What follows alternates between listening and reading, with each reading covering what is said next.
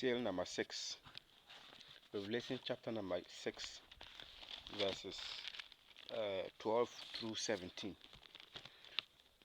Today we are looking at seal number 6. When the Lamb opened the seventh seal, what will happen on earth here? Okay, I think this site is one of the places where many people have different, what do you call it? different interpretation based on those who believe that the church will pass through the tribulation. Some said it will pass through halfway, some said 3/4 way, some said it will just pass through all the 7 years. So because of that, starting from this fifth seal, from verse 12 to 17, they have their different interpretation, and this is how they interpret it. If you look at the judgments, that is from verses 2 of Revelation chapter 6, from verses 2, where the Antichrist begin to come. So starting from verses 3, the war, the deaths, the hunger, the famine, and those deaths, the plagues, all those things that are coming. We see that at that place, especially the war, the second seal, where the Bible says what the Antichrist was given the power to take peace from the earth, and men were fighting each other, and then the rest. If you look at from the first 5 seals, God was using man to judge man. So what happens is that people are always considered maybe looking at uh, that the first 5 seals, like, and they conclude that that one is the wrath of man, but not the wrath of God. Because if you look at it, it was man against man, but in the actual sense, it was God who was behind it, because it is Christ who was opening the seals. The first seal, Christ opened it; the second seal, the third seal, the fourth seal, and then the fifth seal. Christ was behind it. So Christ using man to accomplish his will, or God using man to accomplish his will, doesn't mean that it is man's will. It has been several places in the Bible where used man. God used man to accomplish his will. And man sometimes can also use man to accomplish his will. Now, let me explain. If you read, let's say, the book of Habakkuk, we'll read good. Let us read the Revelation before we come to that place. Let us read Revelation, where we are supposed to read. Chapter number 6, verses 12 through 17. We'll come back. We'll come back to that interpretation. It says this way. I read Revelation 12 chapters. Revelation 6, verses 12 through 17. Watch, I watch as he opened the seventh seal. There was a great earthquake. The sun turned black like sackcloth made of goat's hair. The whole moon turned blood red, and the stars in the sky fell to the earth as uh, red figs drop from fig tree when shaken by a strong wind. The sky receded scroll like a scroll roll up, and every mountain moved, and island was removed from its place. 15. Then the kings of the earth, the princes, the generals, the rich and the mighty, and every slave and every free man hide in caves and among rocks of the mountains. They call to the mountains and the rocks, fall on us and hide us from the face of he who sits on the throne and from the wrath of the Lamb. Verse 17. For the great day of their wrath has come, and who can stand? Okay, now if you look at this place, you see that God Himself is now taking over this judgment. Especially the verse 70, it says what? This who for the great day of the Lord, the great day of their wrath has come. Who can stand? So people always look at this verse and conclude that the first 5 seals are wrath of man, but not wrath of God.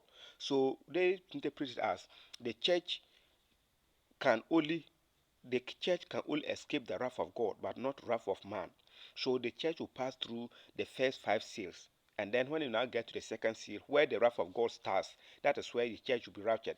That is why they place the church somewhere around the ending of the tribulation, about 5.5 years time, because we know very well that the seal 1 and seal 2, the gap in between them The gap in between them is about three years, 6 months, 3.5 years. That's 3.5 years. So all these seals will start. It will take place. They've all the second seal, third seal, fourth seal, fifth seal, sixth seal, and then the seventh seal that will lead to the trumpets. They will take place in the second half. So that means this one will come around at the end after the second half. That's why they call it what the three quarters. Sometimes we call it the three quarters rapture, but they said not three quarters. So you see that is where people always stand to say, okay, since here is saying that this is the wrath of God, it means the first seal wasn't the wrath of God, the second seal wasn't the wrath of God, the third seal, the fourth seal, the fifth seal, it wasn't the wrath of God.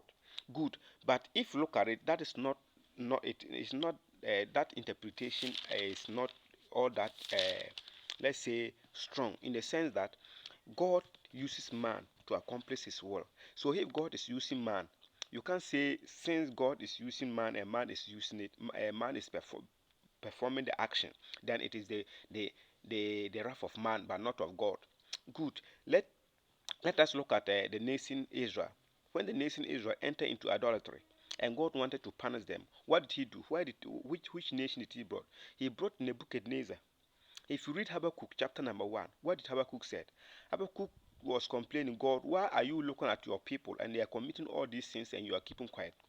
And then if you continue to read up to the verse 2, up to the chapter 2, it will tell us that God told Habakkuk that Habakkuk, I am preparing the Babylonians to come. They are coming to punish my people. And Habakkuk began to complain again. Why should you use a wicked nation, those that are more wicked than your people, to come and punish your people who are more righteous more than them? Have you seen? And if you read Ezekiel 21, you still see it there where God said what He is preparing the Babylonians, Nebuchadnezzar and his army to come. So when they came, do they come there in their, was it their own capacity that they were able to conquer the Israelites? It wasn't their own capacity. If you think it was their own capacity, look at Daniel chapter 2, when Nebuchadnezzar began to boast. Sorry, chapter 4, when he began to boast. Oh, look at the city, look at the house, look at the palace, look at this city, I built it by myself. What happened? What did God do? So when they came, it wasn't that they were too mighty. That is why they were able to conquer the Israelites. But they were having the backings of God because God was using them to punish his people. So you cannot stand there and say, okay, since it was Babylonians who did it, then God's hand was not there, or it wasn't God who was using them. So it's the same thing that is going to happen here. You see, this battle that is going to take over. It is just going to be Antichrist with his people against the church. So it is as the same way that the Babylonians did. It is just going to happen the same way. It's just going to happen the same way. So these people that you see them killing each other, farming and all that, and you think that, oh, it is human activity that is causing, or it is man versus man, but God's hand is not there. So is the verses. I mean the sixth seal that God's wrath begin, but the other wrath are not the wrath of God. I don't think it's true. But this side, God is now changing weapons. He's changing weapons. Weapons is in the sense that he's not using human beings again, but he's now using these are elements of the universe. God himself is now coming down to take the action, and there are some places that God also did like that. If you read Exodus chapter 14, I think verse around 24 coming down, the whole chapter, when the Israelites were crossing the Red Sea, what happened? The Bible says what? When the Egyptians pursued them into the Red Sea, God came down, God looked down, and what God himself threw the confusion upon the children of the armies of the Egyptians. It wasn't the children of Israel that did so. It was God who threw the confusion. So God can do anything. He can use human being to do this. He can also do the thing himself. So the first five seals that he was doing, it was God who was using human being. It wasn't the human being himself. Like the Antichrist, when the Antichrist was come, what did they say? The Bible says what? He was given crown. Who gave him the crown? Let us read there. Let us read the verse 2 of Revelation 6. Verse 2. It says this way. I looked, and there before me was a white horse. Its rider held a bowl, and he was given a crown. Who gave him the crown? Where did he get the crown? Who gave him the crown? It is God's permission to do, just like Nebuchadnezzar. If God doesn't permit it, He will not do it. So look, God permitting in the sense that God is a merciful. Not that God is wicked, but He is a merciful God. So He wants these people to punish them. To let them know that as He's doing like that, people will give their life to Christ. That's why the other time I made us to understand that if you don't even know, through the 7 years tribulation, the number of people who give their life to Christ may even be more than the church. From Pentecost till rapture, there may even be more than, because of what the Antichrist will be doing with his people, what they will come and do to the world. And after that, the judgment of God, what God will also do. With that, people would be afraid and they will turn. Because after the rapture, you turn here, my friend is gone. You turn here, your brother is gone. Your sister is gone. Your relatives are gone. Your co-workers are gone. So many people are gone. And these things are happening. Won't you be afraid enough to say, okay, me, I will stand for the truth. I will stand for Christ. Even if it is to cost me my life, I will give up my life for because of the gospel. So God using people here doesn't mean that He's wicked. And it is God who was using those people to perform His action. But when you now come to the seal 6, God Himself is not coming down. And what is He using? He now change. So it's just like change of weapons. It's just change of weapons. He was using human beings, but now he himself is now going to bring more powerful weapons than what he was using. That is why they were running. You see that they said that they were running to the mountains, caves, and say, rocks, fall on us, fall on us.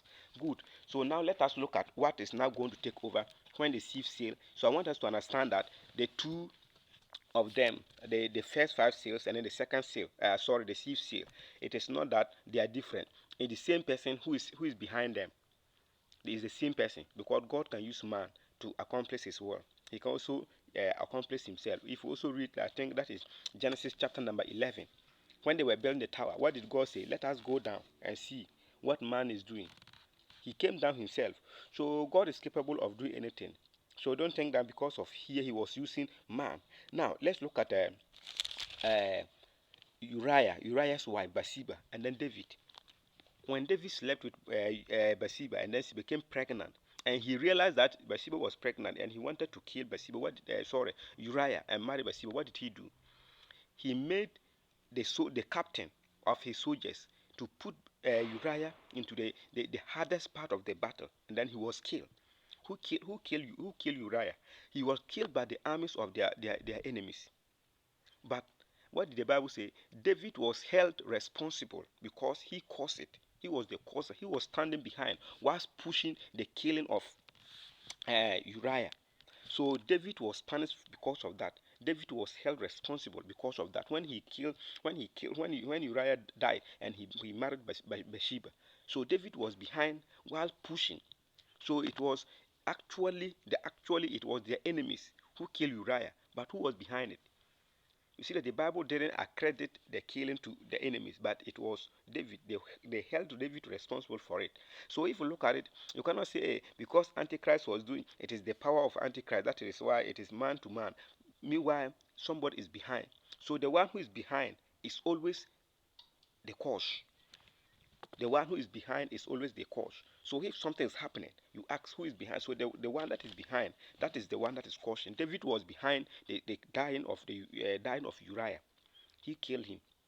So this one is God who is behind. So since God is behind, we cannot say, hey, this one is man to man. So because of that, the church will go through the first 5 seals, but the sixth seal that the church will be raptured, because from the sixth seal that God's wrath will start. So the church cannot stand in the wrath of God, but they can stand in the wrath of man. No, no, everything is the wrath of God. Who was opening the seal? Was it Satan was it Antichrist who was opening the seals? Was it Satan who was opening the seals? Who was opening? It was Jesus. So if Jesus was opening the seals, Jesus can decide not to open and close them. And if you close them, let's see where the Antichrist will perform his actions. It was when he was opening the seal, that is where he was giving him the chance to do that. So let Jesus not open the seal, and let's see whether Satan will be able to perform that thing. Good. So let us understand that everything there is about the wrath of God, and that is the beginning. So what happened is that it's just like the same way that Nebuchadnezzar, the Babylonians did. He allowed the Babylonians to punish his people. After that, He punished the Babylonians for punishing his people. So it's the same thing. So when they fight the saints and they conquer them, remember that we read Revelation 13 verses 7, whereby he was making war with the saints and he was conquering them. So when he punishes God's people, especially the Israelites, that is where God is not coming. So the sixth seal is not God punishing the enemy for the sake of his people, for the way they treat his people, for the way they treat the saints, the Jews, the Israelites, and then the saints, the way the world treat them. So he's not coming down to not punish them. So when the Nebuchadnezzar sent the Israelites into the captivity, what happened? They were held, even though God allowed them to do that, but they were held responsible. Have you seen? So it is God who is allowing them, Jesus Christ, who is allowing them to go through those the first five seals. But after that, He's not coming to punish the earth, punish the nations for what they are doing or for what they did against His people.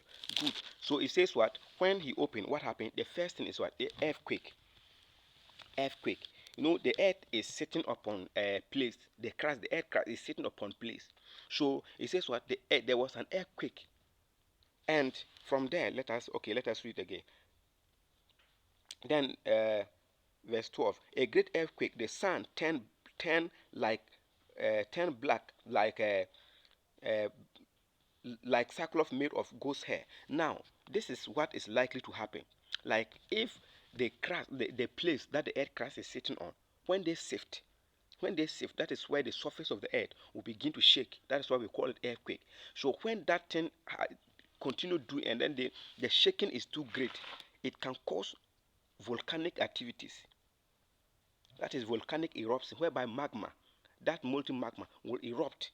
So when they erupt, definitely they produce some gases. They produce. So when those gases comes out, they can change the color of that of the sun, and it will tend to be like black, just like what they said, and then the moon become like red like blood, just like what they said. So that is what is likely to happen. So when the first thing is that so if you look at all that are following, it is the earthquake that is going to cause all of them. The earthquake that is going to cause all of them. So when the earthquake comes, it will be very very strong. It will be a strong one. The whole world, it will be a strong one. So when that thing happens, and it is likelihood that it can cause volcanic activity.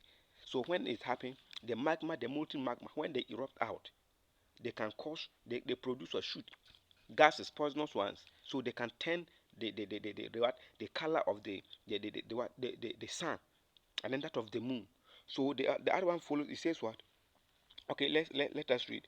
Uh, and the stars in the sky fell to the earth as fig dropped from the fig tree when shaken by a strong wind.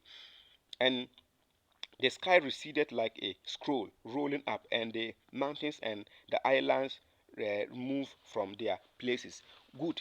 If you look at the stars from the I mean the Greek word, the Greek is from Aster. The stars from the Greek is called Aster, whereby we get the word, we draft the word, this word, met, met, asteroid, that is meteors. So that is another thing that is going to happen. So the stars falling are likely to be meteors. They are going to be meteors that is going to fall from the sky, from the space. So the stars falling are likely to be meteors based on the root word aster from the Greek, which we drive out, which the word asteroid came from, and the asteroid is what we call the meteors. So it's likelihood that these stars falling will be those ones, and then the mountains moving. Definitely, these are, it could be, that is the great people, the big people, the kings, the rich, and those people. Definitely, it will shake their feet and they will move. It will shake their feet and then they will begin to believe in Jesus Christ because of what is going to happen. Because God Himself is taking up this action against the what do you call it, the earth. So if you look at it, it is not just about the wrath of God and wrath of Satan, wrath of man and wrath of Satan. Everything is there is just about wrath of God. It's the wrath of God, starting from the verses, the first shade. So from the sixth seal, that is what is going to happen. So it says what when He opened, there was an earthquake. So the sixth seal is going to bring an earthquake. a great, a very, I don't know the word to use there, a very strong one, a very strong one. And that one, I think, as I told that all this tribulation that we are going through is not that to prove that God is stubborn or wicked, but it's still the message of God. It is still the message of God, just to turn man towards Him. If not, if He comes back and they are still in their unbelief manner, what will happen? They will all go to hell and a lake of fire, and God will not be happy to see His image in the lake of fire. Good. So that is what will happen in the sixth seal. So when the sixth seal happen, when He open the sixth seal, just expect a great earthquake. That is why I said at this time, if you are a believer, by then you'll be gone. You will not be on earth here, because the church will be raptured. If you are part of the church, you'll be raptured. You will not be here to go through all these things. But if you are not part of the church, that is where you'll be there. And if you are not killed by the Antichrist, by then here you will also be running to the mountains, fall on us, into the caves, fall on us, into the so many places, fall on us. That is where the animals will not be eating you up, because you, you are in the bush, and the bush are made for wild animals. You enter into rocks caves, into caves on mountains. Do you know what is inside the cave? By the time you realize you are in the lion's dens, so what will happen? They can use you as their sharper and chop. So this is what will happen at the sixth seal. So the sixth seal is not only the sixth seal, that is the wrath of God, but the first seal, second seal, third seal, fourth seal, fifth, all of them are wrath of God. But it's just about the change of weapons. First, He was using man against man, but second, He Himself is not coming to use the elements of elements of the universe to judge the world, the wicked, for the treatment that they treat His people, the treatment that He treats His people. Thank you for your time. If you haven't subscribed, subscribe, like, and then share, so that anytime we upload, this channel is for Bible facts and then that of end times activities. So if you want to know what will happen beginning from the rapture going, what we call the end times begins from the rapture. And the rapture can take place at any moment, because we said it is eminence. Eminence simple means any time at all. As I'm speaking, I may not finish. As you also listen, you may not also finish listening, and then it will take over. So when you talk of future, it doesn't, I'm not, when it doesn't mean maybe 100 years to come, 200 years to come, 1,000 years to come. No, we are just talking of any moment from now. But since it has not yet happened, that is why we call it future. It can be 2 minutes, 1 minute, next seconds. It can happen. So, uh, what subscribe, follow, so that we all share. If you have comment, put it at the comment section. If you have something to add it there. Any question, put it there, so that we'll be able to share our views together and know what will happen. The main reason why we are teaching the book of Revelation, I said at this point in time, this book of Revelation, especially the tribulation, starting from the chapter 6, it has nothing to do with the church. But why do we teach it? Why do we want to understand what will happen in the future? What will happen there? We want to understand so that you'll be warned, you will know the troubles that are coming ahead, so that you escape. If you escape, if somebody know the things that will take place during the 7 years, if you truly know what is going to happen there, you would like to be part of it. You would like to be part of the great tribulation, so you will definitely escape. So our main target is what? To get what do you call it? To get people so that they will be aware of what is coming. So what we are seeing today, worse is more than that to come. So this channel, even unbelievers, you give it to them.